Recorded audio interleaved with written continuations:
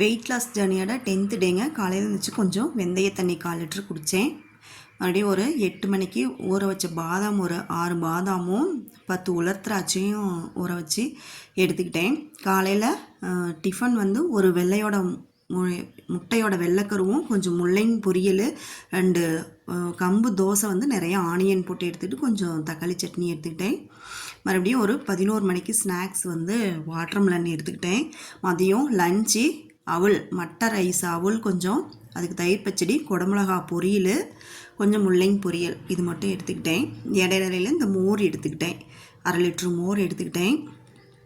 நைட்டுக்கு வந்து சாலடு, ஒரு சக்கரவள்ளி கிழங்கு, ஒரு வெள்ளரிக்காய், ஒரு தக்காளி பழம், ஒரு பெரிய வெங்காயம், கொஞ்சமாக பச்சை பயிறு, கொஞ்சம் நிலக்கடலை போட்டு இதில் கொஞ்சம் மிளகாத்தூள் உப்பு போட்டு சாலட் எடுத்துக்கிட்டேன்.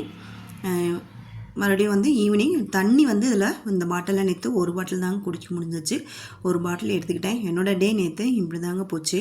என்னோடய சேனல் பிடிச்சிருந்துச்சின்னா லைக் பண்ணுங்கள், சப்ஸ்கிரைப் பண்ணுங்கள். பாய்.